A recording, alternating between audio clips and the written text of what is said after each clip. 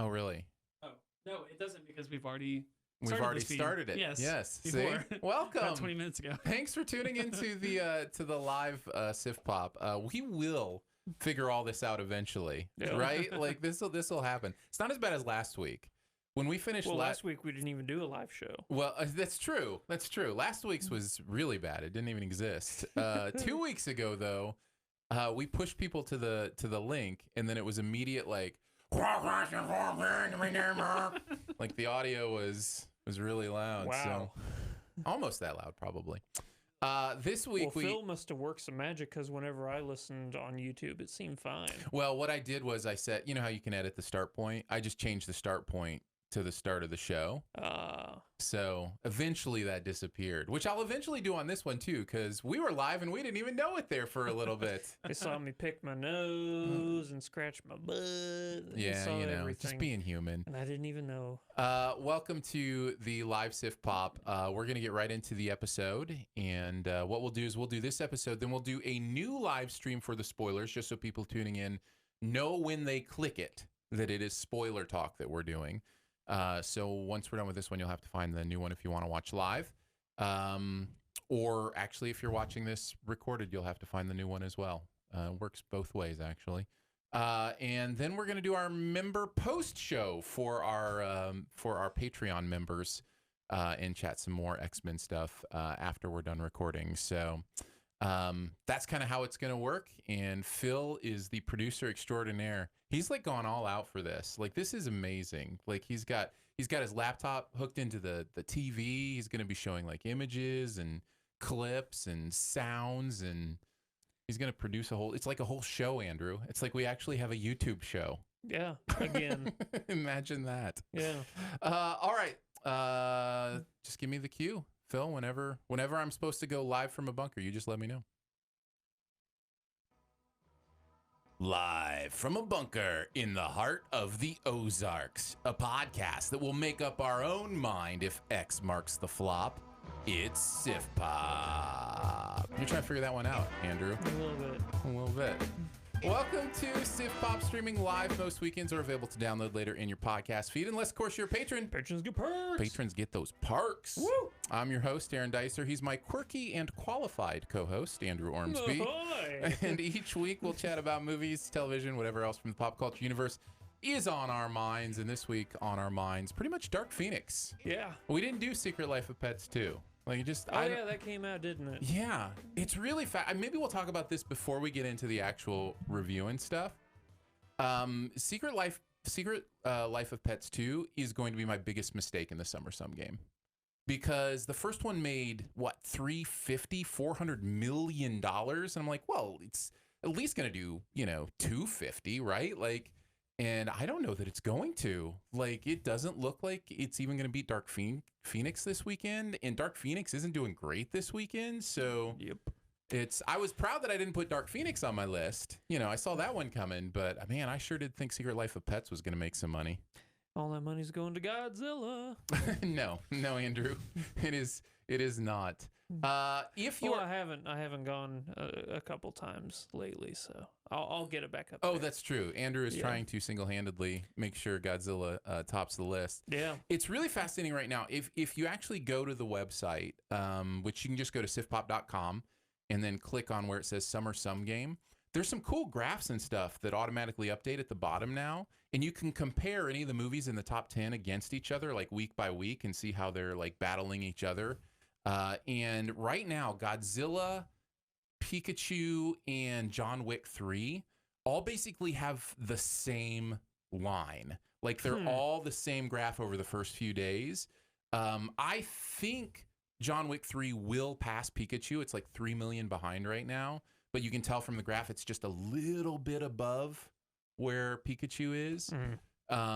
So I think it will pass it, but I think Godzilla is going to come up underneath both of those. No, so. King of the box office. He remains convinced. Yep. We're going to have a fun time. We've got, of course, some buried treasure that we're going to do today. We've got a Sift quest that you sent us that is about kind of distractions, like distractions outside of a movie and how they weigh into when you actually watch a movie, which is going to be an interesting discussion. We're gonna do a best ever challenge on city names in the title, which Yeah. that's a fun one, right? Yeah. Like you wouldn't think Dark Phoenix is about the city Phoenix, but Yeah. Phoenix is right there in the title. So be interesting to see what you came up with for that one. I got a lot. I do too. So it'll be a nice long list of honorable mentions there, I'm sure, from both of us. Oh yeah. And of course, we are going to review Dark Phoenix as well, but we like to kick it off first with some Do We Care? Every single week, I scour the internet to find out what is going on in the entertainment world. I pick a few topics for us to discuss, and we must decide: do we care or not? Number one, I'm changing it up. No, I like it. I actually, Feel free. I'm going to put "Do we care" actually in my little ramble. I like there. it. I like it. Quentin Tarantino and writer Jared Carmichael are working on a sequel for Django Unchained, but the sequel will introduce a new character, one that many people are familiar with, the masked vigilante who fights for the people of California, Zorro. Wait, Zorro's going to be in? There is a Vertigo comic series where Django Unchained teams up with Zorro. Interesting. Yep. Was Django, is that a comic property? I didn't know that when Quentin did. It was or Django originally was Forgive like my Quentin Tarantino lack of knowledge. I'm just, Yeah, Django was originally like a super old like Western movie. But Okay. it wasn't about like anything that Quentin Tarantino made it about? Exactly, yeah. He just took Okay. the name pretty much. Fair enough. Yeah. I wouldn't have expected a lot of things I saw in Django Unchained to be in an old-time Western movie. Yeah, That's- exactly. Yeah. That's for sure. But after Django Unchained came out, Vertigo, who's owned by DC, Mhm. said, "Hey, I like that character. Let's put him with Zorro." Man. So it's Django / Zorro, and now Jared Carmichael, who is a Hollywood writer that some people know about. Him and Quentin Tarantino, they're going to be working on a movie together. That's interesting. I don't know immediately that I would have thought that Quentin Tarantino would be the kind of person into like weird mashups, but the second I think about it, I'm like, oh no, that's exactly the kind of thing that Quentin Tarantino would probably be into. You know what I mean? Like he's got that brain that's like, no, let's just have fun and do something weird and that kind of thing. Zorro in Quentin Tarantino movie, I can kind of see it, but I'm not sure I kind of want to. I don't think that he's going to be directing it. I think this is just going to be like a producing, like, since he came up with this version of Django, because don't forget, he is... Oh, now I'm much less excited. Because I think... And I'm not even a Quentin fan. It's just like his property, I would think. Yeah, he would I think that's why he's only producing it. I could be wrong. It's very sparse information at this point because it's so early in like pre-production and all that. So it could be one of those things where he's just producing it along with Jared, and they're going to find somebody else, because I think Quentin Tarantino said he's only going to make 2 more movies after this. He's got something to do. Do you ever believe that though? When directors say that, do you ever believe them? Actually, yeah, with Quentin Tarantino, for some reason, I kind of do. Yeah, maybe. But I see him for directing, but I'll still see him like writing stuff, and producing stuff. But even starring and stuff, I don't know. Guy's in like every single one of his movies, isn't he? Yeah, a lot of directors doing that these days. Old Hitchcock. Hitchcock, he started a trend. That crazy Hitchcock. So that's it's interesting, isn't it? Yeah. Something to think about. Yeah. I haven't read the Vertigo comic, but now I kind of want to. Well, you're a DC guy, so you should. Yeah, I know. There are so many DC properties. Number 2. Tom Holland will be kicking off a new franchise alongside everyone's favorite web slinger. After so long in development limbo, Sony will be launching its Uncharted movie series with Holland playing a younger version of the charismatic Nathan Drake. The answer is yes. I care about this very much. Do you know why I care about this very much? Does it have to do with Indiana Jones? It does not. Okay. Although I do like, kind of that treasure hunting, kind of thing that Uncharted does and Indiana Jones does and a lot of stuff does. Do you know? Does it just cement the fact that, Oh, just tell me. I don't want to But say. guessing is so much fun. Does it have to? I was thinking, oh, are you excited that Tom Holland's just going to be known as not just Spider-Man from now on? Well, he's that actually is true. That is definitely up there. I'm a huge Tom Holland fan. I think he's great as Spider-Man, and I think this will be a really fun opportunity for to do something a little different. No, I'm excited because Dan Trachtenberg is directing this. Oh yeah, and I'm a huge Trachtenberg fan from way back when he wasn't even a director, when he was just on a show called The Totally Rad Show. Then you did that Portal short, and then you did 10 Cloverfield Lane, which woo, that's a good movie. Yeah, he also did Black Mirror Playtest. The episode Playtest. Do you remember Which that? Which one was that one? That's the one where the guy is testing out a new video game. Oh, mom. Yeah. Oh, that one was horrifying. Right? Yeah, I didn't know he did that one. Yeah, I think so. If I've got my memory right. So I've been following Dan for a while now, and I'm pumped. It's one of those weird things where, and I've kind of actually with doing this felt this from both sides sometimes, and it's this beautiful thing where you're friends with somebody who you've never met. And you know what I mean? Like I watched the Totally Rad Show so much, and I was like, I'm friends with those guys, Jeff Kanata and Dan Trachtenberg, and Alex. Like I feel like I'm friends with them, even though actually I have met Jeff now, which is kind of cool. Yeah. So anyways, it's really interesting to watch his career and be like, that's my friend Dan. And I'm like, yeah, he has no idea who I am. I just feel like I know the guy. That's how I was with Rooster Teeth for a really long time. Yeah, I was like, I love it. It's so fun. I know Bernie. Yeah, I know Gavin. I know Jeff. All those cool guys. And then when I did meet them, I forgot that they'd never met me, and I was like, "Oh yeah, I gotta let them know I'm just a fan." So, anyways, I'm really pumped to see how Uncharted does. I'm definitely going to be biased. It's one of those things where I know going in, I'm going to have a little bias going, especially with Tom Holland being in it. But it could be a lot of fun. Have you ever played any of the Uncharted games? I don't think I've played a second of any of them. Interesting. Yeah. Well, I played all of them. Yeah. Well, then Naughty Dog is infamous for having superb stories for all of their games, from the Uncharted to what's the incredibly depressing game that they did? The Last of Us. Last of Us. Yeah, that's. I've heard good things about that one. Oh man, it's crazy good, but it is. It ups you in the beginning. I'll just say that, and it's pretty dour way of starting off a video game. Andrew, let me ask you this. Do you think that they will make this movie off of one of the existing stories from the games, or will it be completely new? I think this is going to be completely new, starting whenever Nathan Drake is young, because Tom Holland's only 23-ish, something like that. Yeah, I was going to say it's going to have to be a very young Drake. So it's got to be something to do with him, just finally getting into the whole fascination of treasure hunting and stuff like that, which they kind of tease in some of the games, like him and his older brother, they kind of do that thing.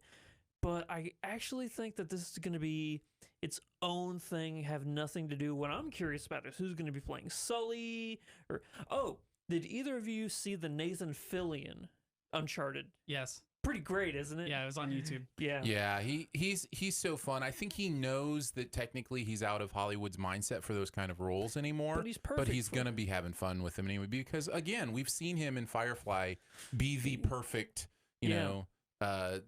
example of this kind of character, right? Charismatic, confident, just funny guy. And I don't mean just Firefly. He's obviously done other stuff as well. I just mean that's kind of where we've first knew that he could do Castle, what else? I just saw something with him in it. Anyway. Fillion's great. Oh, yeah, I love Fillion. So, yeah, that's going to be great. Number three. I don't care about this.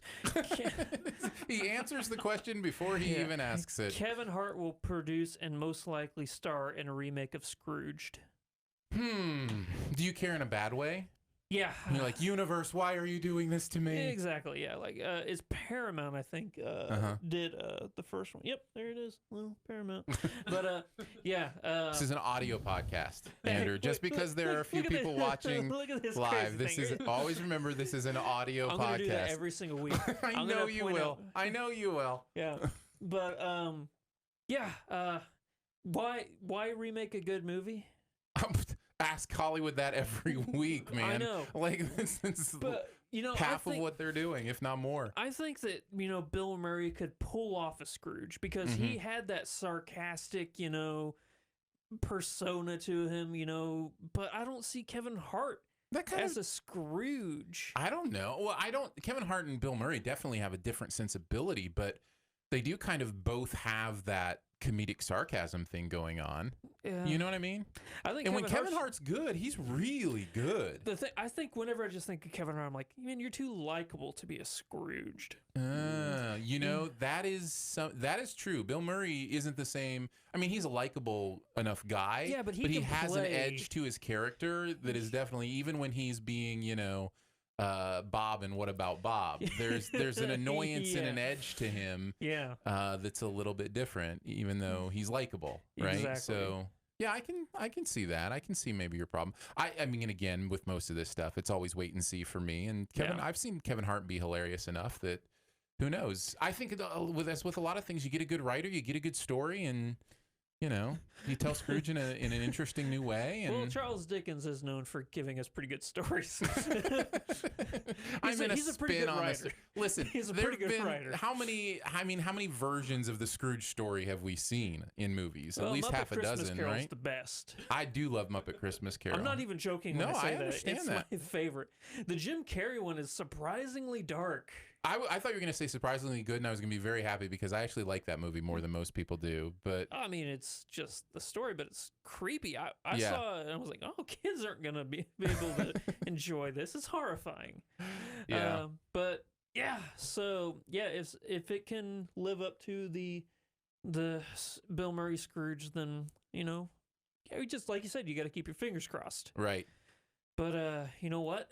That's gonna wrap it up for Do We Care. I love the idea of instead of saying keeping your fingers crossed, I'm going to start doing what Hugh Grant does in Paddington 2. Have you seen Paddington 2 yet? Yeah, we reviewed it. He goes fingers, fingers, fingers, fingers. It just makes me laugh. So that's yeah, adorable. Hopefully Scrooge will be great. Fingers, fingers, fingers. Fingers, fingers, fingers. I can't say that fast, apparently. Let us move on to review of Dark Phoenix, shall we? Kai. Did you hear what the kids are calling you? Phoenix. Hello, Jean. Who are you? The better question is, who are you? Something's happening to me. When I lose control, bad things happen. But it feels good. During a life-threatening rescue mission in space, Jean Grey is hit by a cosmic force that transforms her into one of the most powerful mutants of all. Wrestling with this increasingly unstable power as well as her own personal demons, Jean spirals out of control, tearing the X-Men family apart and threatening to destroy the very fabric of our planet. I was trying to give enough melodrama to the description for how melodramatic this movie is. So let's start with this. Not great reviews for Dark Phoenix. No. Currently sitting in the 20s on Rotten Tomatoes, I think, and people are saying it's bad, very bad. So I had very low expectations going in. Same. So let's talk about it. Did you like it, love it, dislike it, hate it, or it was just okay? I didn't like it, but it's not as bad as people are making it out Not at to all. be. Is it? I'm right there in the boat with you. Yeah. In fact, I am going to say I liked it. Really? On the very low side of liked it, but I had a good time. No, okay. Like I said, I didn't like it.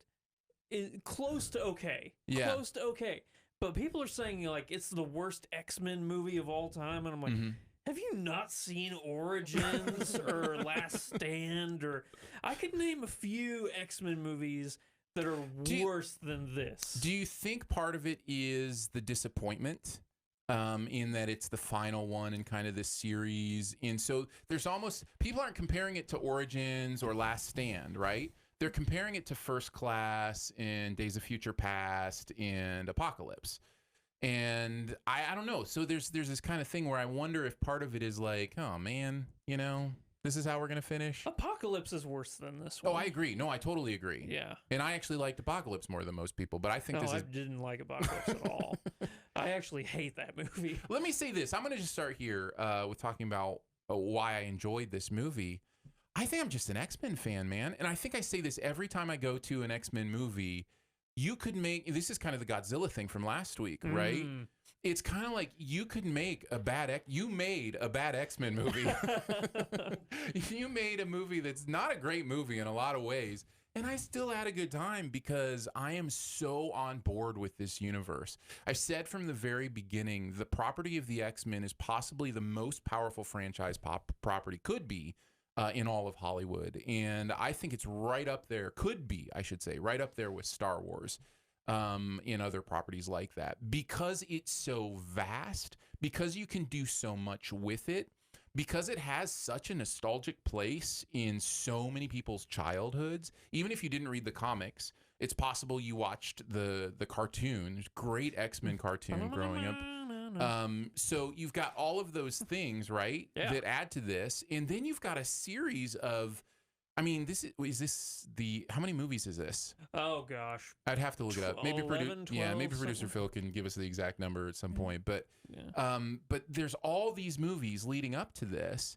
And it's like, I enjoy this world. And and so because of that, I'm so forgiving. You add that to my lowered expectations, and I think that's why I had a good time. Yeah. And I can see the flaws. I'm not blind. There's a lot of flaws here, but man, these are great performers. The material they're given isn't all that great this time, but they're still doing good work. There's been 12. 12. Whoa, who's good? You are, Andrew. Thank you. You are qualified. That's okay. Well, anyways, I don't know why, but that just sounded kind of insulting. You're qualified. You're the bare minimum. I mean, it was a callback to the intro. I was just, anyways. By the way, on those intros, are you going in like alphabetical order? Oh, you caught on, did you? Yeah. I didn't. Yeah. Okay. So T or S next time. Yeah. Or R. Yeah. I forgot how to alphabet. And just to sing the song every time. Actually, I do. I'm not even lying. If you say a letter, I have to do the whole song to get to the next letter. That's amazing. If you said like, I think we're all kind of like that in some way or another. Yeah. I mean, maybe you can start at a later letter. Like I would have started at Q probably, right? Like QRS. And go from there. Probably do that. But and this has been the Alphabet Podcast. Yeah, exactly. Yeah. With Aaron and Andrew. So all that to say, I had a much better time than I was expecting. If I'm being completely honest, it probably is more high side of it was okay than low side of liked it. It's right there on that, precipice. But I think because of all the negative press it's getting, I kind of want to say I liked it, just to, let people know if you're an X-Men fan, you can still find some stuff to enjoy here. Yeah. Specifically, Nightcrawler does some stuff in here that is wonderful. He's my favorite X-Men. Yeah. And I was glad to see him not given short shrift here. And that team that they've kind of put together here is a fun team. The visuals are hit and miss, but when they're good, they're really good. They're really interesting. And so there's enough X-Men stuff. I never felt bored. I'll tell you that. There wasn't a moment in this movie where I was like, oh, could we please get on to the X-Mening? Like it was, I understood where it was going and what they were doing. And it was, I was there. So it was good stuff. Whenever you're going to see the headlines, the trailer cameo or the trailer quote. promos, the bulk quote. I was there, Aaron Dicer. Yeah. Not exactly how I meant it, but that is how it came out. So yeah. I'll throw out my first pro, and that's going to be especially Sophie Turner, but a lot of the performances in this are pretty good. Yeah. Sophie Turner especially, for what I kind of disagree there, but go ahead. Tell me what you loved about it. No, I thought she got outacted all around her. I thought she couldn't quite live up to everybody. She's great, and she's incredible in Game of Thrones. She has some scenes in Game of Thrones that blow me away. Yeah. But I just didn't see a lot from her in this. So what did you see? Well, whenever I saw everybody else, like McAvoy or Fassbender or those guys, I'm like, they want out of this franchise. Yeah, there is a little bit of phoning it in going on here. Especially Jennifer Lawrence really just feels like, oh my gosh, yeah, she just showed up and said her lines. Well, I hate saying that, by the way, but it did feel like that a couple times. Here's the thing, and I'm not to get into cons already. Sure. I think they knew this wasn't going to be a good movie because they're like, the first one took place in the 60s. Mm-hmm. Then it took place in the 80s, and now this one's in the 90s, and none of us have aged.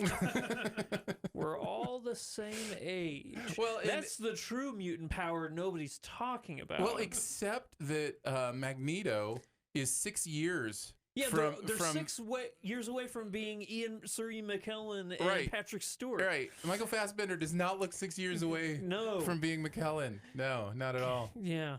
I mean, they said that, Days of Future Past retconned everything, but Yeah. it can't retcon aging. Maybe it can. Yeah. But, I think that Sophie Turner really, because what she's asked to do, Mhm. she is great at what she's asked to do. Character choices and character arcs don't make a lot of sense with her, but her actual performance, I think, is super good. I'm going to say something on the performances that I liked that I think a lot of people will disagree with. I thought, her name just slipped my mind. Jessica Chastain. Jessica Chastain. I loved her chewing this up.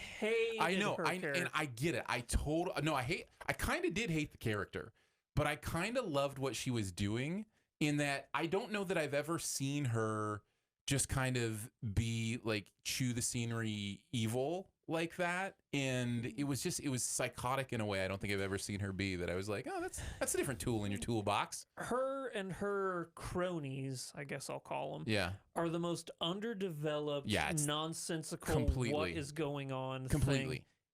Like, it's the worst in any X-Men movie ever. Totally agree with that. I can't even name what they called themselves or anything. Or I don't think the movie ever did.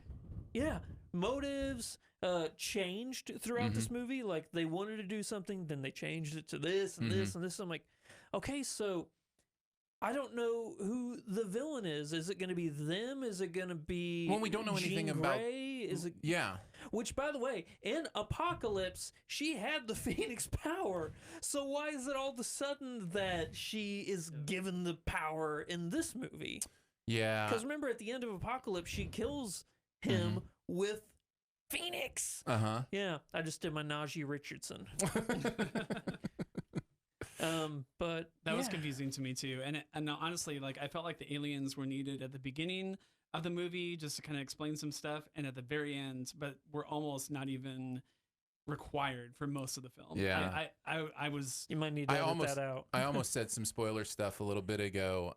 But yeah, we'll talk more about it in the spoilers. But yeah, it's crazy how little they had a role to play in this, for sure.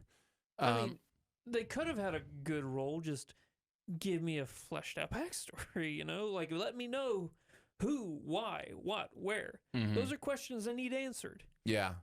And it doesn't really do it at all. It does a little bit. It does a little bit with the characters, but not a lot. Like our main characters, there's a little bit of. It's mostly relational, right? Like most of the work. Oh, the who, what, where's for. Yeah. Like no, I'm talking solely for the cronies and Jessica Chastain. And what I'm saying is, I think the movie does understand that at least a little bit with its main characters, and then we get a lot of relational motivations in this movie. But even those are pretty thin at the end of the day. It's a movie that just wants to get from point A to point B and have some action set pieces along the way. And that's what it does. So, there's a lot here that you have to look over, to glance past. And that's where I think you and I are going to differentiate, because I think you looking over those things is what lets you say that you think the movie's okay, kind of totally. liked it. 100%. Whereas I'm like, no, I can't, because 40 years you haven't aged, character arcs don't make sense, terrible villain, like no story premise at all. Those are the things that keep me from saying I don't like it. But performances, action sequences are really fun. And whenever I think of that, and I'm like, okay, so what is it that's making people say this is the worst X-Men movie ever?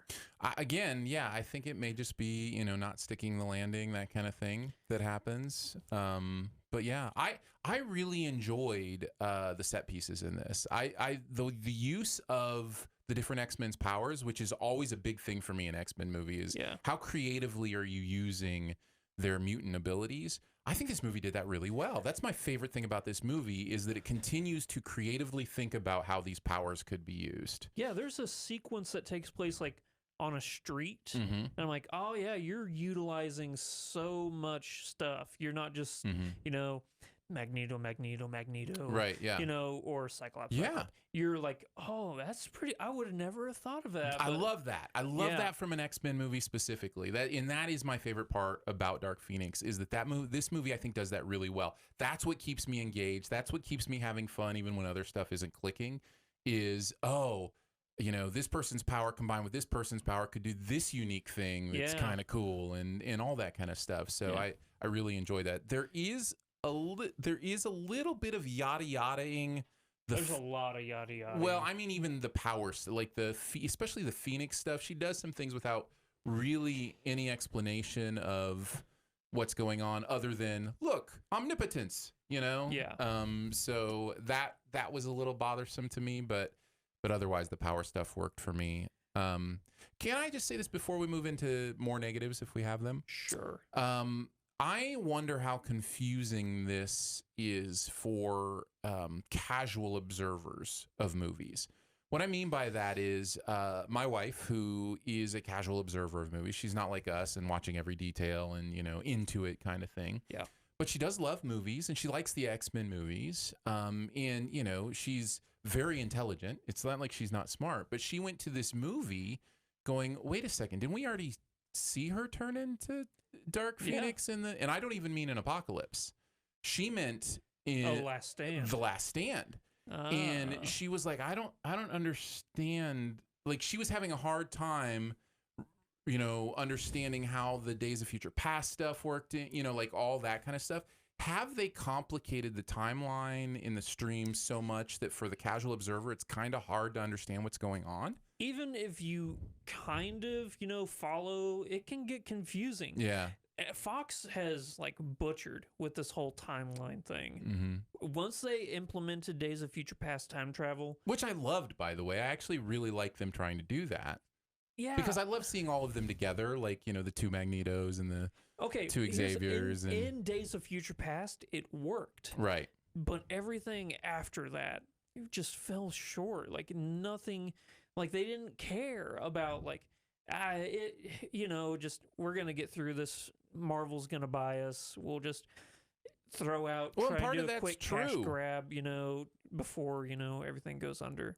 Sometimes I wonder, like, that idea of trying to do a quick cash grab before stuff goes under. Like, I wonder if we're too judgmental about that kind of stuff. Like, it's a business, right? Like, at the end of the day, there's nothing wrong. Like, cash grab is obviously a very negative term, but there's nothing wrong with trying to make, a little more money from the franchise while you have it, right? Like, I wonder if... Yes, there is. On this level, because you're giving us a balance product. Thing, right? You're giving us a product. If McDonald's, was going under and they started to sell Big Macs, but they only gave us the buns, Well, that's the free market, right? People would stop going to McDonald's, right? Like, that's kind of how it works. And that's what I'm saying here. Exactly. People are just going to, if they don't like it, then, word of mouth is going to get around. Right. And it could be that this movie actually doesn't make its money back. Oof, that would be rough. That would definitely be rough. Yeah. I'm excited to talk more in spoilers about some specific things. What I am hoping is that, these 12 movies don't confuse people whenever X-Men are in the MCU. That it's going to be interesting because it will a lot of people. Yeah. I'm telling you, it seems weird to us, but casual observers will not know the difference. A lot of them will not understand that it's not the same characters. That's not Hugh Jackman. Yeah. Yeah. Well, that'll be the positive part, right? The positive part will be the idea that they will cast new actors and actresses. I'm excited about that. And I'm very excited. In fact, let's talk about that for our members only post show. Who we think should play. Yeah, let's talk about the future of the X-Men in the MCU. Okay. We'll talk about that in the member show. Cool. So that'll be a lot of fun. Any other negatives that you want to bring up? This is kind of spoiler, but not really. I think that we've seen Charles Xavier have this ideal and mindset for 12 movies or 11 movies, and then in a single movie they just forget everything that character was about and they change his motivations, what his goals are for a story arc that doesn't make any sense. I kind of like that story arc. I think it adds texture and depth to that character. I don't think it changes the core of who he is. I think it helps him realize how the core of who he is led him in some paths that didn't actually line up with his end goal. So I think it's all motivated by the same motivations. I think he just realized he was taking the wrong path. Does that make sense? I kind of like that, actually. I'm going to have to wait till spoilers to get into specifics. To prove me wrong. No, not to prove you wrong. No, just totally. it wouldn't surprise me. No. It's going to be a good spoiler conversation. Excited to get there. That should show up in your feed next.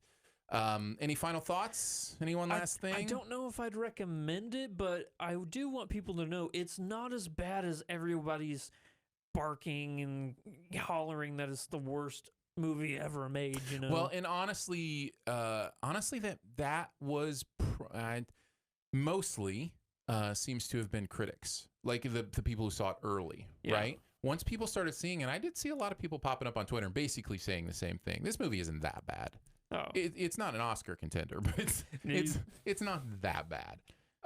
So yeah, I would definitely go along with that assessment. If you're an X-Men person, like absolutely go see it. If you there's just want enough. to see X-Men do cool stuff, then it's a good movie. Exactly. Yeah. But if you want a good story like Logan or Days of Future Past, if you want X2, something, you're not going to get that. My one last thing is that one of the biggest strengths of this franchise, and another one of the reasons I think it could be the most powerful franchise in Hollywood, is the themes. Is the underlying themes of oppression, stuff like that. Difference and acceptance and those kind of things. And that's always been the backbone of X-Men. It's just not really here. They just don't show up a lot in this movie. The main theme in this movie twofold kind of. There's definitely a woman theme, a theme about, there's actually a couple very blatant lines in this movie to bring that up. And then there's also they didn't make sense because those claims aren't, validated by actions in the movie. We can talk about it in spoilers. Yeah, I'm trying to be very vague here. The other theme, which I actually did like in this movie, but it's really barely there, and it doesn't actually get as deep as X-Men movies usually do, is the idea of your powers aren't the problem. What you do with them is the issue. In other words, he uses an example of a pen. Yeah. And that is through this movie a couple times. That comes back, the idea of, Dark Phoenix and who she isn't bad, but what she does with who she is can be either bad or good. So, so the choice is up to you. So that is here. It is consistent. It's just not as deep or meaningful as the themes that are built into this universe usually are. And so I did notice that, but yeah, I think it's a recommend for me, especially if you love the X-Men. If you're not a superhero fan, I don't think you're going to enjoy much of this, because that's the only stuff I really enjoyed was the superhero stuff, that fun stuff. So there you go. There's our thoughts on Dark Phoenix. Let's move on to the best ever challenge. This is where we name the best movies ever in a particular category. And we'll go from number 5 to number 1, and we're doing best ever movies with a city in the title. Yeah. How hard did you stretch this one? Did you have to stretch it at all? No. For your 5?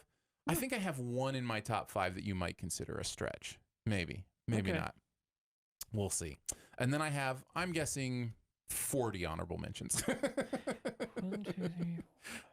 We're not going to sit here while you count them. We'll sit here while you 13. list. We'll 13 honorable mentions. We'll sit here while we list them off, but not while you count them. Let's start with number 5. Who do you want to kick us off? Well, Phil, do you have a specific order that we need to go in? Oh yeah, that's right. We've got. No, just do your thing. Okay. Phil is the quintessential producer. Yeah. He can make it happen. I just want to make it easy for Phil, so I guess I can start. Yeah, do it. 310 to Yuma. Nice. I'm gonna go ahead and let's go ahead and talk about it. It's my number 4, so I'll be talking about it next anyway. Yeah. Well, it's probably one of the best modern Western. It's so good. Yeah. I'm not you're a Western fan. Love so me some you Westerns. should respect Andrew's opinion even more than mine on this. I am not a Western fan, so maybe the fact that I love this movie, maybe that means something as well. Yeah. Because I love this movie. Yeah. Russell Crowe, Christian Bale, they're chewing up this movie. The performances are outlandishly good.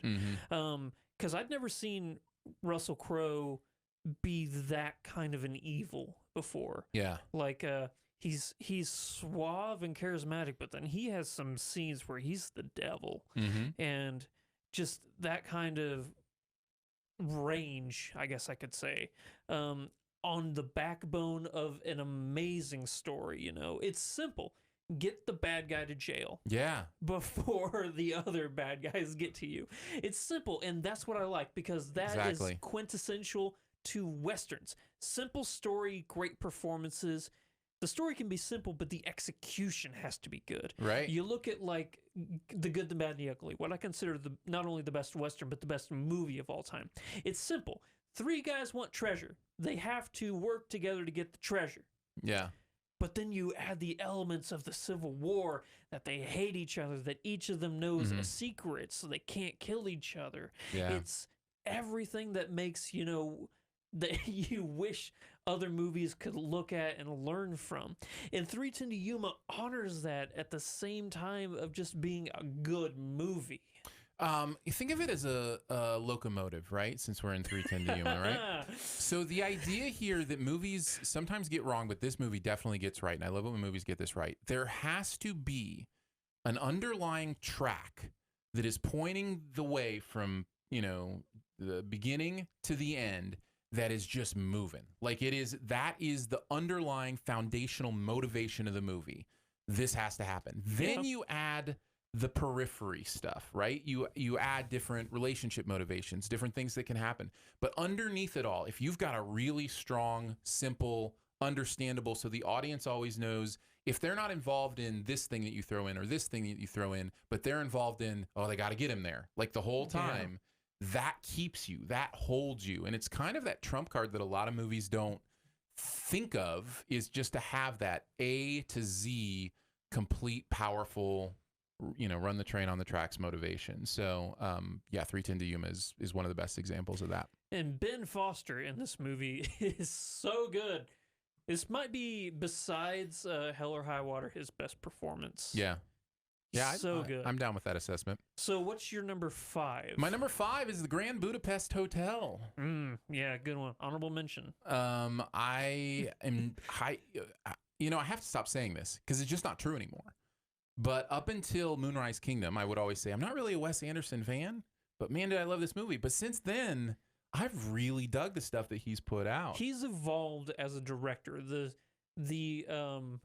I guess the awkward weirdness of his movies has become more palatable, I guess you could say. Sure. If you look at like Life Aquatic or Rushmore or Rushmore is okay. I can't watch Life Aquatic. It's my favorite. I can't Wes watch Anderson. Darjeeling Limited. I find them absolutely perplexing. I don't understand why people enjoy watching them. Yeah. But when Moonrise Kingdom hit, I was like, this is beautiful. What in it's quirky still, and it's fun and it's interesting, but it held my attention in a way, and I understood it in a way that the others just haven't for me. And Grand Budapest is like that as well. I think it was Fantastic Mr. Fox whenever his style of directing changed. I love Fantastic Mr. Fox. Yeah. I really do. But Darjeeling Limited Grand Budapest. Yeah. I forgot what we were talking about. We're definitely not talking about Darjeeling Limited. Well, I'm just going to throw that out as an honorable mention. It is in here that certainly works in the category. Yeah, that's why I kept messing up.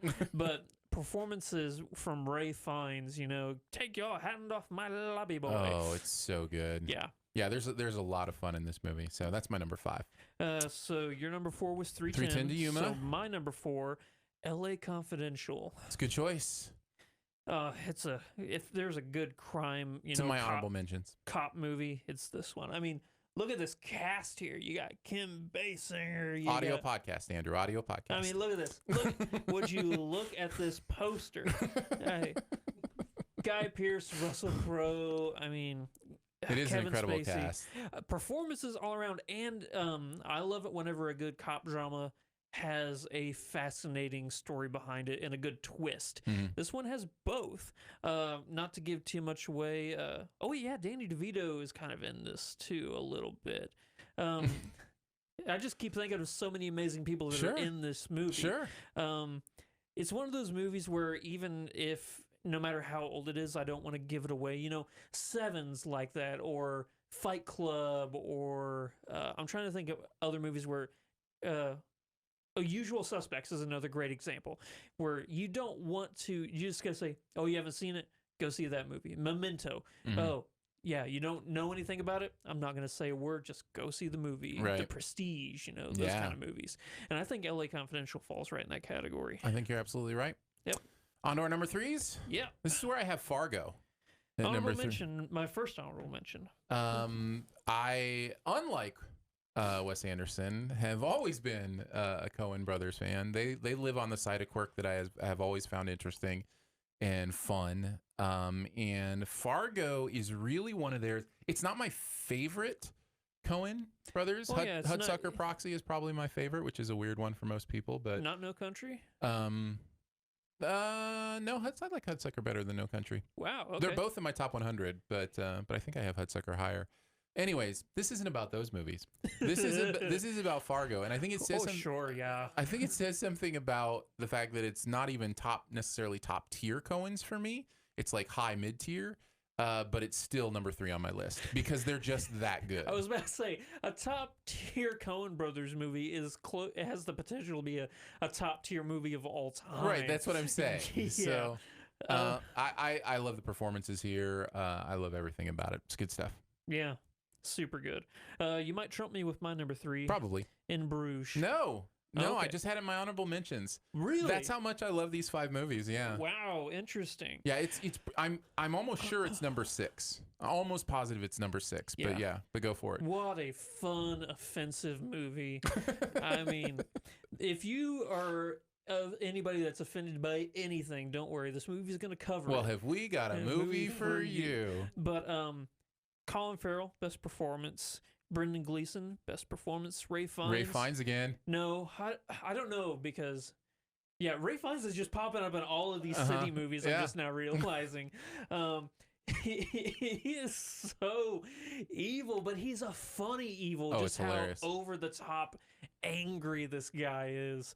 And he's not in the movie all that much. But what I love and what I wish a lot more movies would, do is it makes the city a character. And it's so palatable because that's what the movie's about. These two guys who have to go to this city. Yep. One of them who is like, ooh, look at all this fun stuff we get to do. And then another guy's like, I hate this place so much.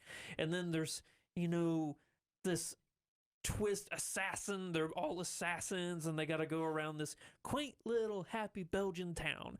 And what they just do to these people who live there, it's so funny.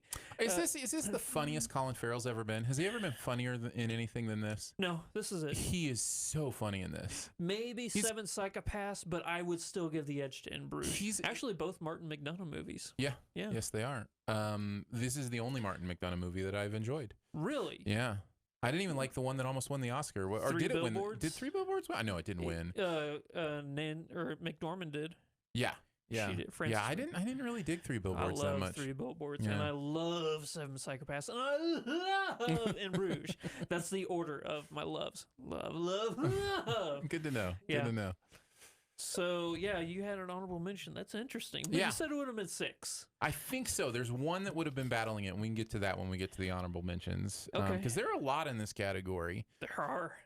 So ready for my number 2? Yes. My number 2, this is the one you may say is a little bit of a stretch, but I don't think so, because I think it's definitely referencing the city, is La La Land.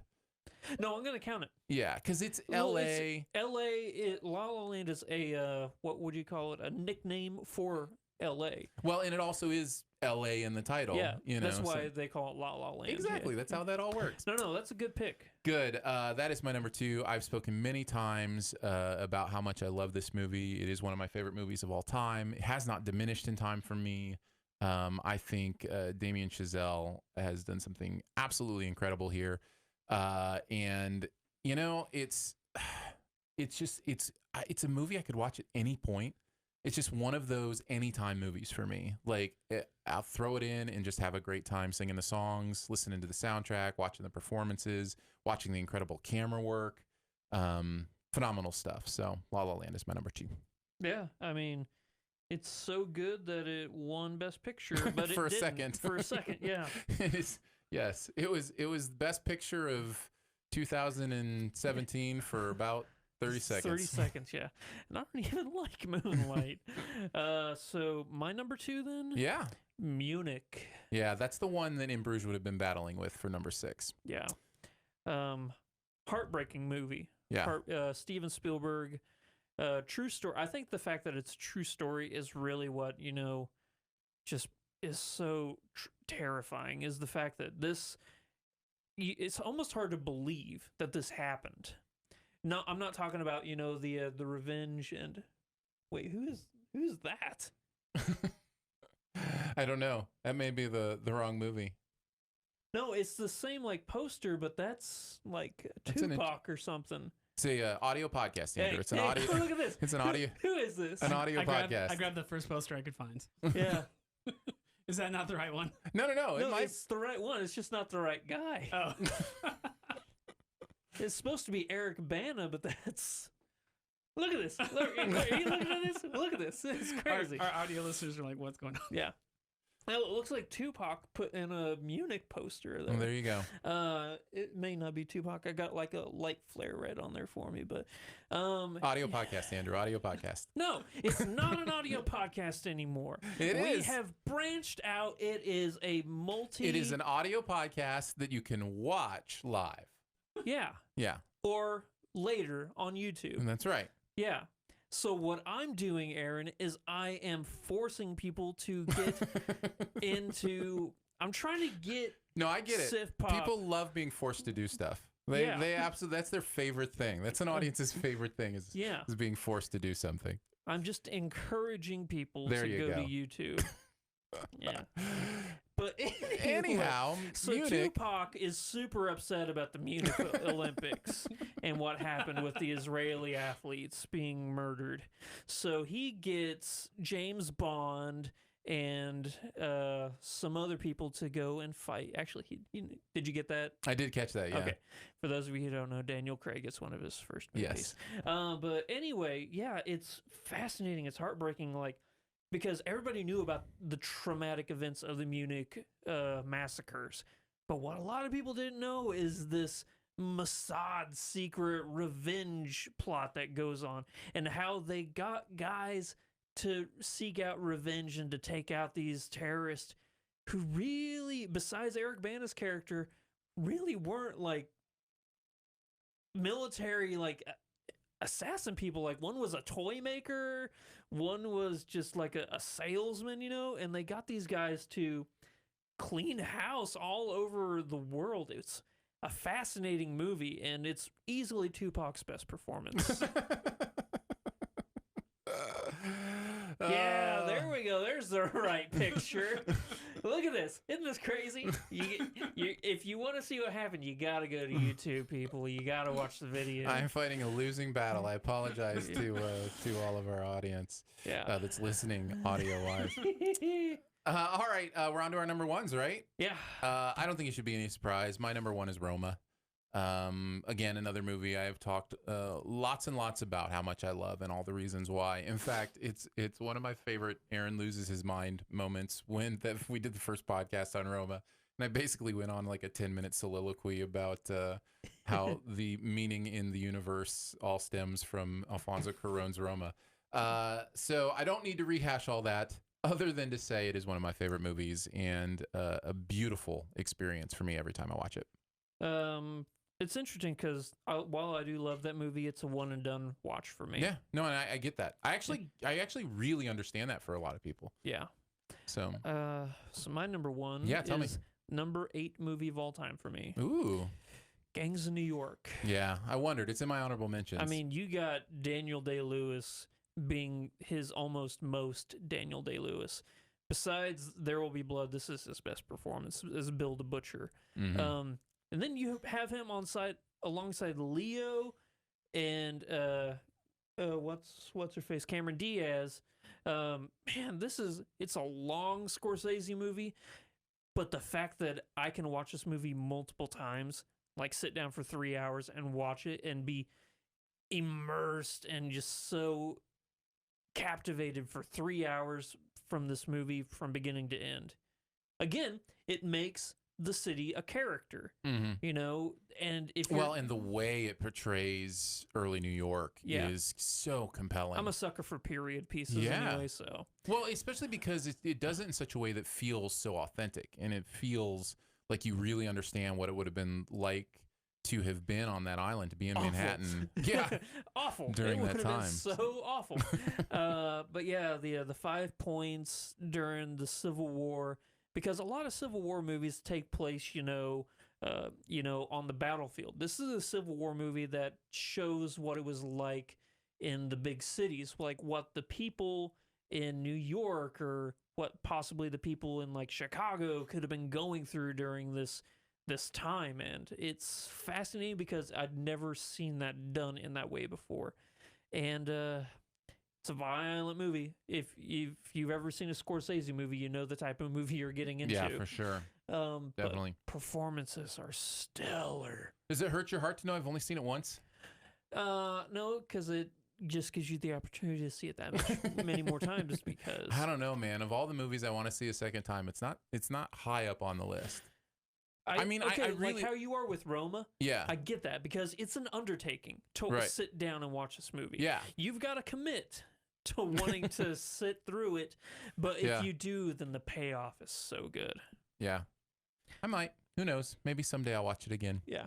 Don't forget, I like dark movies. So. You know what? The point where I probably watch it again is when I go through a Daniel Day-Lewis phase where I want to watch all his performances, because I mean, he may be the you know, him and Meryl Streep are probably in a battle for the greatest actors to ever live, and it's just incredible to watch his stuff. So I think that while I do love Meryl Streep, I think that he's shown more versatility. And that's an interesting thought. I don't think it's as cut and dry as you think, but that's the thing. He's only done like 4 movies. Yeah. Well, Meryl Streep's done, if she's consistent. Yeah. They're both consistent. But she definitely takes a lot more paychecks than he does. You know what I mean? Yeah. Like she'll be willing to be in stuff, but she's always good when she is. Yeah. I'm excited to see her in Big Little Lies. I don't know what how much money he makes per pair of shoes Daniel Day-Lewis makes. Fun fact for those of you who don't know, he's a cobbler. He's a cobbler. Yeah. Yeah, because what was the Meryl Streep movie I just watched? Since he's Caucasian, would he be a peach cobbler? Bye, everybody. I'm just asking. Yeah. Just a question that I had. River Wild. I was going to say I just watched River Wild the other day. Yeah, and I was like, man. You know what? You know, it's not, you know, a very well known or received movie, but she's good. It's one of my favorites, man. Really? Yeah. It's fun, good movie. David Strathairn's in that. Kevin Bacon's in that. John C. Reilly. John C. Reilly. Kid from Jurassic Park. It's a good movie. Yeah. It really is. I think we literally listed the entire cast of that movie. It's because it's one of my favorites. Yeah. It's a beautiful metaphor movie about divorce too, which I think is real. A lot of people don't see that in it, but the idea of marriage as a rapid, you know, river that you have to. It's a gauntlet. Yeah, exactly.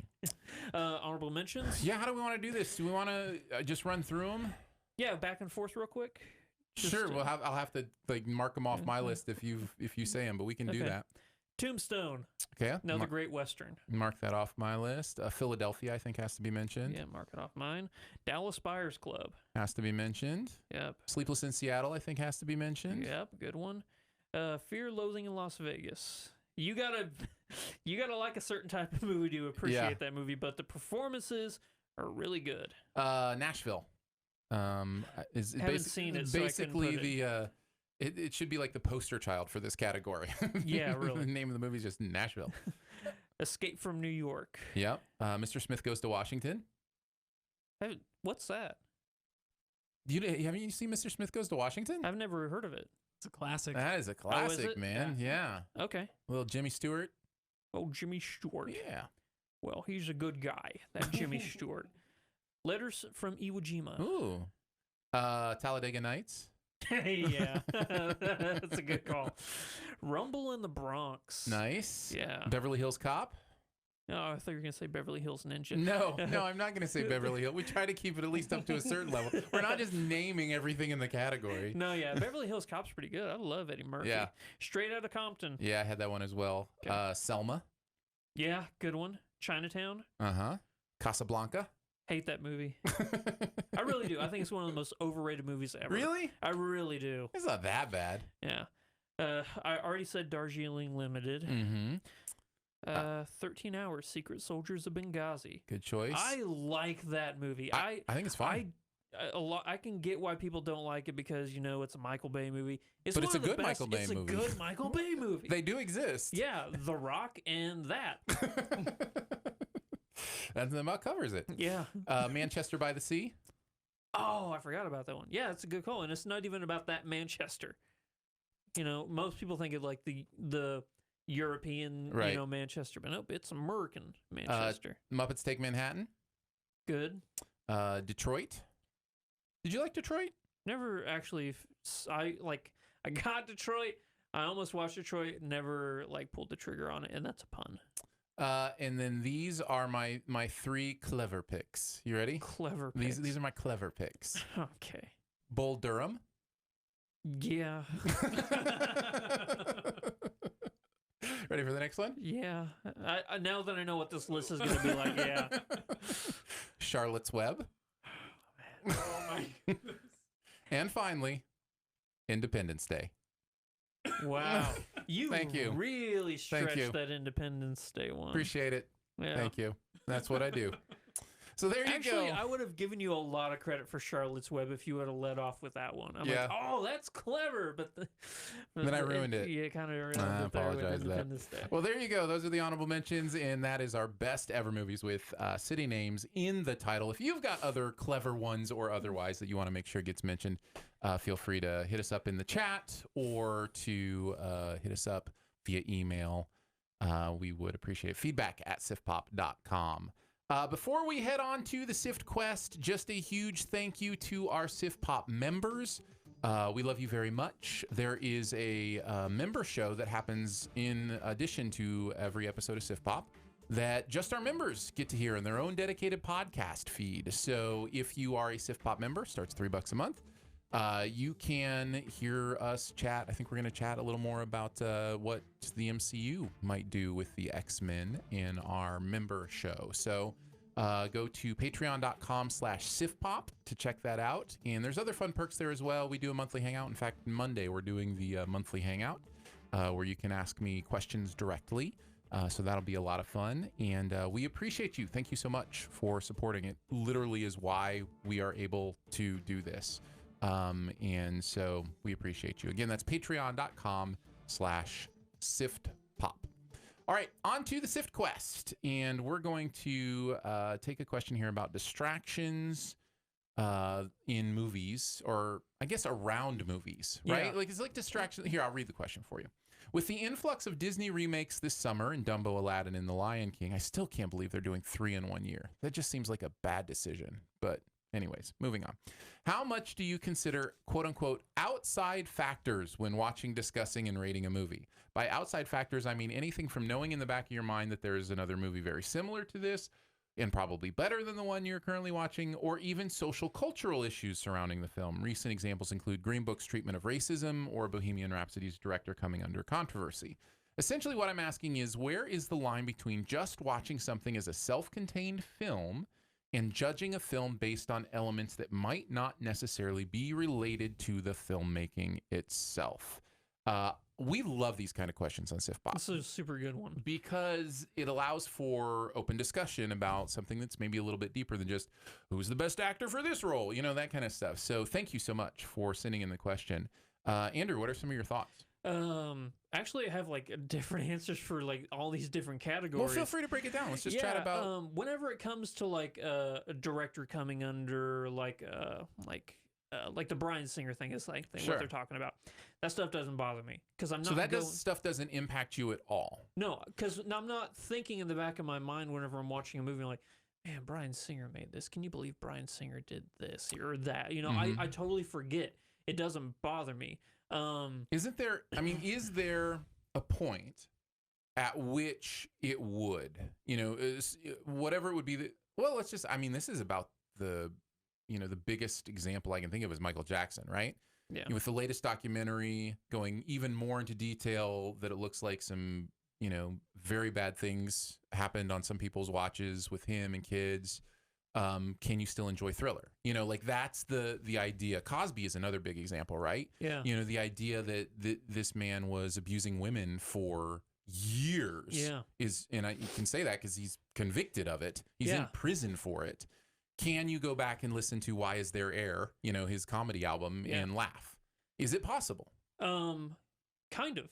I will say, yes, I can acknowledge that what he did is possibly the worst thing you could ever do to somebody. But I can also acknowledge the fact that growing up listening to that, I think it's one of the funniest stand-ups ever. I cried. I was laughing so hard whenever I listened to Cosby Show, right? Like Cosby Show was a huge part of me growing up. It was on every Thursday Fat night. Albert and that. Yeah. And the Cosby Show, yeah, I think whenever like you see the person like on screen, it can kind of alter it, but like a director or something, they're kind of like, you know, the man behind the curtain. So it really, you kind of forget a little bit. But whenever they're like the face of a movie, like Kevin Spacey, you know, like whenever he comes under fire, you know, that you're like, oh yeah, he kind of did that. So it's weird. I'm not saying that like actors are automatically worse because you see them. I'm just saying that it's easier to put two and two together. Well, it's more in your face. Exactly. Yeah. As far as like Disney movies and stuff, I'm always going to say, why? Don't. Because even as far as remakes? Yeah, even when I'm watching them, I'm like, yeah. Does it impact? A little bit, yeah. Okay, right. Because I'm like, I know there's a better movie. They can't make it better because my nostalgia is going to be biased and it's going to tell me no matter what they do, it's going to be worse than the original. And I'm just going to be looking for all the things. I'm like, yeah, they did that different. Yeah, they did that different. Yeah, they did that different. Granted, whenever they did Aladdin, I was like, okay, yeah, they did that different, but I appreciated the fact they did that different, you know? Whereas like Dumbo, I'm like, yeah, the first one, you know, yeah, it didn't age well, but this is just a bad movie, you know? And it's weird because I'm going to be watching The Lion King. I'm excited for it, but at the same time, I'm like, I'm just going to watch it. And I'm going to be like, yeah, that's different. You're going to have those that's distractions. Different. I'm going to have those distractions. Yeah. So yeah, I'm kind of all over the board. Like, yeah, this doesn't bother me, but this does, but this doesn't, but this does. So I guess the answer is yes, but not in an over, like, it's not this enveloping thing. Like, if one thing bothers me, then everything has to bother me. I can pick and choose what bothers me. It's interesting, right? Because cancel culture is a real thing right now. The idea that a real annoying thing. Yeah, well, it's a real thing where it's like, okay, such and such is canceled because this thing they did, this thing they said, you know, that kind of idea. And I understand so much of it. Like I really get the idea of not wanting to elevate people who are doing very harmful things to other people. But I think there's so much more nuance to it than that. I don't think it's a black and white thing because, you know, honestly, if everybody knew everybody else's secrets, let's just be honest. If everybody knew everybody else's secrets, everybody would be canceled, right? In some way or another. And you would not have me as a co-host for this podcast. And I get that there is a spectrum. I get that there are things that are for many reasons, many good reasons, considered more evil than other things, right? Like I get that. I'm not saying, you know, just because somebody has a minor issue, it's the same as somebody who has quote unquote major issue. I'm saying is it's more complicated than the ability to just say such and such. And here's the other thing. People do change, right? Like there is also the idea we've seen this discussion happen with James Gunn. I was just about to say James Gunn. In one way, right? Yeah. And happen with Louis C.K. in a completely different way, right? And a lot of those, that's why I think it's so valuable whenever we're talking about that level of things to be able to have those conversations on a specific basis. And by the way, again, about people we have no direct personal interaction with, right? When we talk about, you know, what's proven that somebody's done or not done, we're talking about a human being that is not inside our personal circle. So we don't have the perspective except what other firsthand participants have said. Yeah. I think that makes a huge difference as well. Because if Totally. it's somebody in your inner circle, then you can have actual conversations, right? Like, if I've done something horrible, you can come to me and say, dude, what's going on here? Oh, and we I'm can glad have I know I can do that. absolutely 100%. So that's, for me, that is an interesting and very nuanced conversation to be able to have outside of a movie. Yeah. I think it all comes down to distractions. I think it all comes down to what hangs in your brain enough that you can't shake it when you're trying to watch something or when you're trying. And if somebody's actions outside of being, an actor or a character in a movie is going to hang with you like that, then I don't blame you. Like, I'm not saying you're a bad movie watcher because you can't let it go. I'm also not saying you're a bad movie watcher because you can. Like, Yeah. I think it has to do with distractions. There are plenty of stories that Alfred Hitchcock was probably not a great dude when he directed your movies, right? Yeah. It for me, that distraction doesn't change my ability to love and respect his films, Yeah. right? So I think it's nuanced. I think it's very difficult in that regard. The Disney thing, obviously, I've talked about before. It doesn't bother me at all. So that's never a distraction for me. I Yeah. think I'm able to take those. For me, my distractions are often with truth. If I feel like a movie is lying to me, then I get really distracted. And The Greatest Showman is probably one of the best recent examples of this. Yeah. Barnum. Barnum. It is hard for me not to be distracted. Not just that Barnum, it appears as if was not a very good guy and took advantage of very weak people, but the fact that the movie makes it look like he's a champion of those people Yeah. is very hard for me to let go. Is that outside the movie? Maybe not. Maybe that's actually part of the reason I don't like the movie, is that the movie is specifically saying that inside the movie. So I don't know if that's definitely what we're talking about here, but I think that's kind of part of it, right? And I think when you're dealing with Green Book, since Green Book is mentioned, it's the same kind of thing, right? The movie is making an effort to tell a story in a way that participants in the story are saying is not true and is not accurate. Yeah. So that is a distraction for me, and I think it's part of actually judging, grading the material, is that nuanced idea of that. So that's where it comes into play for me mostly, is when I get distracted. Yeah. So, but I think everybody's different. Yeah. For me, I just case by case basis. Mm-hmm. So Yeah. good question. Yeah, though. great question. We love those discussions. If you have a discussion, a Sift quest you want to send us on, feel free to hit us up at feedback@siftpop.com, and we will chat about it. All right, on to our buried treasure. Yeah. What's that one thing in any area of pop culture that you want to make sure people know about? You gave a hint at what yours might be last week. Is it going to be that this week? No, because I saved it for you. I didn't do it this week either because Oh, I man. saved it for you. Well, you want to just real quick? I bought you a case for your hairbrush. You guys are so cute. I sold my hair so that you could get a watch or whatever that story is. You want to just both of us just real quick talk about Good Omens, and then we can get into our buried treasure. Honestly, I've still only seen 2 episodes. Oh, So you are probably the one to talk about it a little bit more. so good. Yeah. It's crazy good. That's That's all I'm gonna say. I will say I went into it with really high expectations, and that may have impacted. I think it's good. It's just not as great as I wanted it to be yet. But again, I'm only 2 episodes in. Yeah, it's a really quick watch. Only 6 episodes, which I didn't know because I watched 4 episodes, and I'm like, ooh, I can't wait for this to, I can't wait for the next 20 episodes. Exactly. That's what I was thinking, because they had commercials for this for so long, Yeah. like over a year, and I'm like, oh, this is gonna be so good, but it's only 6 episodes. I love that. I love that we're doing 6 episodes runs. It's a BBC-ish kind of 6 thing. episode runs of things, because I think that's kind of the mindset we're in. It is a very BBC thing. What is it? Fleabag is like 20-minute episodes, and there's like 6 of them in a season. Like, it's less than the most feature-length movies. You watch a whole season of TV. Yeah. So I kind of love that. That's one of my favorite things. But it's, Michael Sheen and David Tennant, working David together. Tennant's so great. Yeah, they're both amazing. They're both perfectly cast. Mm-hmm. John this. Hamm, in what I've seen so far, is really great too. Yeah, he's pretty funny. Everybody in the show is super good. The show is unlike anything else I'd ever seen. I like that style of humor. It reminds me so much of something I'd see in like a Edgar Wright kind of a movie. It feels like that.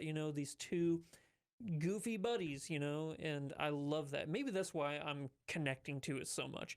Also, this like take on a Christian mythology as opposed It's really to a interesting, religion. right? Yeah. It's super fun. Right from the get-go, the very first scene of this movie is about when creation happened. It's so funny. And it's hilarious, but the movie is very almost painstakingly kind of like old school Christian worldview Yeah. in its idea of a literal biblical story of creation and that kind of stuff. And I think it's fascinating. Yeah. Yeah, it's You could probably answer this better than me, but you've only seen 2 episodes. Nothing's like offended you so far or anything like that? well, I'm probably the wrong person to ask because I don't get offended really about that kind of stuff. But no, I actually think it's kind of beautiful the way it's portraying stuff. Yeah. It's not trying to be literal. I mean, you know. That's the thing. I think Is that's it Neil what Gaiman? That's what I would really try and tell everybody. This is not a literal like representation. It's And yet it kind of is. Like, you know what I mean? Like it's saying this is what's in the Bible. Right, yeah, but exactly. at the same time, it's Yeah. like, yeah, but that's not what it really meant. Maybe. Yeah, maybe. Who knows? Unless you know, unless you were there. Then you can tell me. Actually, David Tennant's character is It's based on you? Yeah. I didn't even realize that. Maybe that's the thing. Whenever I watch a show, I'm like, oh, I'm David Tennant, and Aaron's... And I'm, yeah, exactly. You're Michael Sheen. That's fair. I Yeah. think that's very fair. You know, I don't know why I'm going to say this right now, but I was thinking the other day of like doing a cartoon mock-up of both of us, and I was thinking of doing you as Dudley Do-Right and me as Snidely Whiplash. Oh, somebody will do it now. Yeah. Somebody will do the Aaron is Snidely, or no, you as Snidely. I'm Snidely and you're Dudley Do-Right. But my actual buried treasure for this week. And we're even on our proper sides of the poster. Sorry, it's an Yeah, audio we are. podcast. It's an so audio good. podcast here, Aaron. Audio podcast. I'm converting you. Can I say one thing about Good Omens? I feel like and it's right up my alley, but I feel like some of the humor is very Douglas Adams Hitchhiker's Guide. Oh, yes. Some of the narrations and stuff. I'm getting that vibe from it, and I love it. Like, it's so fun. Well, and it's almost like a Neil Gaiman also did what's the other God one that's on American Gods. American Gods, right? Yeah. It's like if American Gods were good, you know? Hey. I like American Gods. I know you do. I was just trying to get under your skin. Yeah, good job. You ready for my buried treasure? I didn't even give mine yet. Oh, you didn't? Yeah. That's right. We just talked about Good Omens. Go ahead. Yeah, my actual buried treasure is American Ninja Warrior. It's back. You dropped a reference earlier. Yeah. Najee. Dropped a little Najee reference. Yep. Man, it's one of my favorite shows, and they've introduced some new elements to the show. They're great, right? Yeah. Power Tower is like a game changer. It really is. Literally a game changer. Yeah. Have you watched both episodes so far? Yeah. Yeah. Yeah. The Atlanta qualifiers, I think, was the last the one episode. that just aired. Yeah. Whew. There are some. I finally figured out why I love this show so much. It's the only show I watch where there's not a villain. There's no bad guy. You cheer for every single person, and you can't even get mad at the course. You know, the course isn't a villain. Right. The course is what brings out the best in people. So the course is actually a good guy, I guess, if we're if we're trying to do that metaphor. But I love Akbar Bajabiamela. Christine Leahy's not here. I forget her name, but Meg something, I think. But Matt Eisman and Akbar are just the two best hosts. I love those guys fun. so much. they are a little over the top for me sometimes. Really? It's very purposeful. I totally get it. Yeah. But it's a little much. But I get it. I like them going over the top like that because it kind of makes me go over the top whenever I'm watching it. Well, I'm that's like, the goal. Yeah, it works for me because whenever I see him, I'm like, yeah, let's go. Let's get Brent Stephenson up there. I want him to do it. And the show is good about giving, backstories on people, but it doesn't do the thing that I think American Idol or America's Got Talent, it doesn't always do the sad sap story. There are those, before somebody does a run. And I also like the fact that just because they do a sad sap story, it's not an automatic win for them. It's how you do on the course will determine, Yeah, so they could... I've seen where they do the sad sap story, like they lost their house in a fire and all their family. America's Got Talent is the worst at that. They are very much... And that's a Simon Cowell thing. It's definitely a Simon Cowell thing. He loves the idea of the story is more important than the talent when it all comes down. So... Yeah, but I've seen like episodes where like they give the super sad story and the person doesn't make it past the first obstacle. Yeah. And they're like, "Oh, a disappointing run, but we're glad you showed up," you know. Yeah. And then they get on to the real ninjas, you know. And Yeah. I love that show so much. Yeah. I thought about running once, but then I realized I could not do it. Because I went artificial rock wall climbing, and they have like the handhold things, you know, like the inch long. And I can't hold myself up by my finger tips right there. Yeah. So it just gave me that much more appreciation for how good these people are. Do you think that the American Ninja Warrior houses the most athletic people and like it's the most versatile range of athleticism? Versatility would be the attribute you'd want to talk about because it's definitely a huge expanse of different kinds of athletes. Yeah. Rock climbers do well, but so do lifters and parkour artists, and so it's. I think it'd be a fair argument to make. Yeah. Yeah, because everything else seems so specialized. Yeah.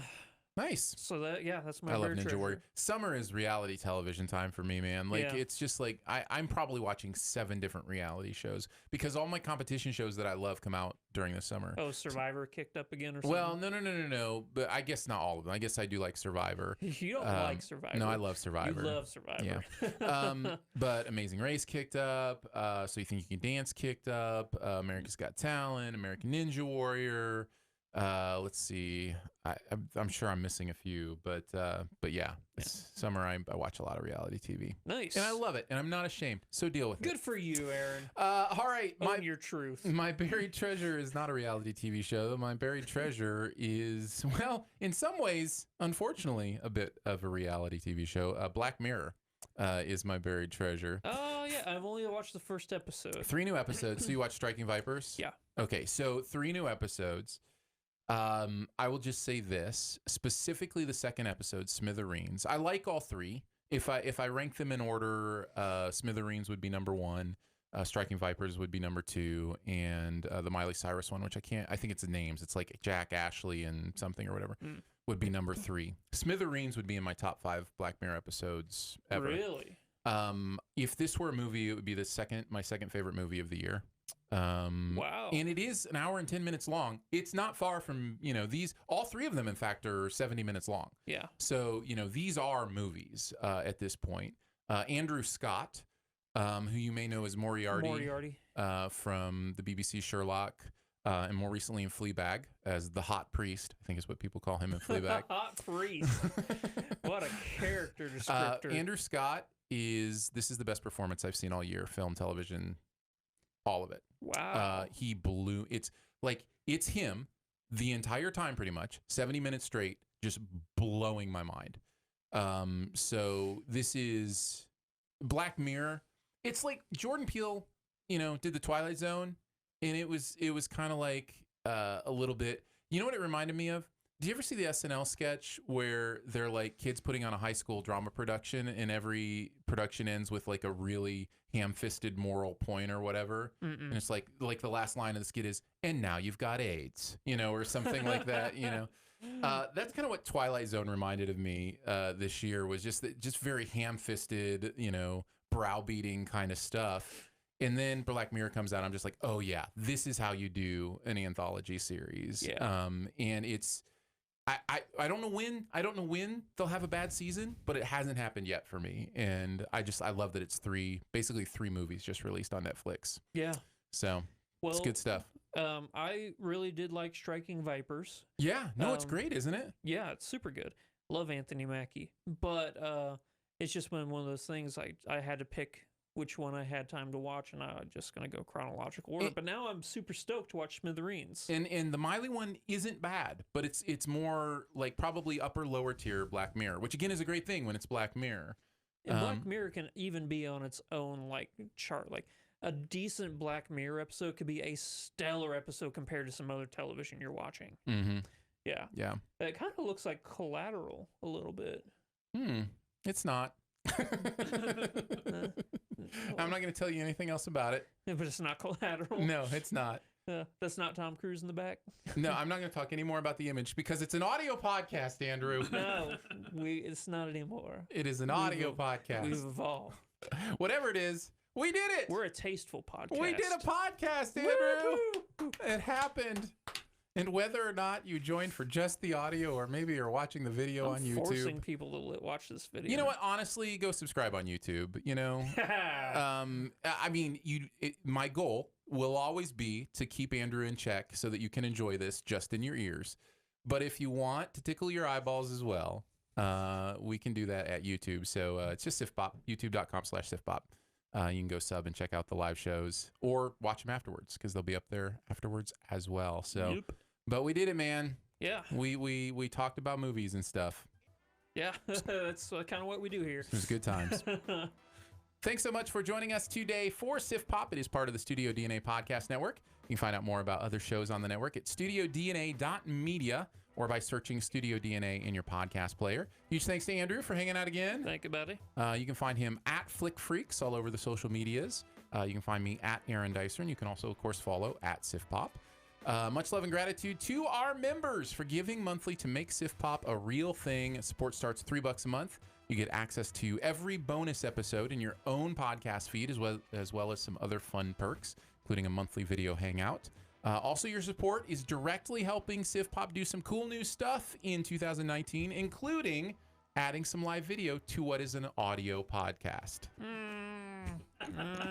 I don't know, it works for me. But no, thank you for doing that. Honestly, we couldn't do it without you, so we do appreciate it. You can find out more at Patreon, patreon.com/SiftPop. Lots of ways to connect with us. You can comment, rate at wherever you listen, throw some stars at us at Apple Podcasts because iTunes no longer exists. So get the Apple Podcast app and throw some stars at us there. Lots of ways, including email. You can email us at feedback@siftpop.com. And finally, if you're having a good time, your movie-loving friends will probably like it too, so let them know about it, and that listening is much easier, apparently, than adapting the Dark Phoenix story. We will be back next week to chat Men in Black International. A new Men in Black movie coming out next week, so we'll chat that. Next up in your spoiler feed should be, next up in your podcast feed should be the spoilers. Yeah. Thank you for watching live. As mentioned, we are going to go live with the spoilers, but we want to do it in a separate video so that people are warned about what's going on. Let me check the chat real quick before we close this out. Oh, nice active chat. Very cool. So thanks for hanging out with us. Somebody says no movie can be as bad as Last Stand. Does that mean he thinks The Last Stand is the worst movie ever made? Because I have some suggestions. Yeah. If you really want the worst movie ever made. David says, I thought the first 5 episodes were A or A- of Good Omens. But the last was maybe a C+. So now I'm scared. I liked it. All right, we're going to close this one out. Producer Phil's going to close us out here, and then we will kick up the new one. It should already be on the channel, so maybe I'll tweet it out as well. Good call. So we'll do that. We'll see you.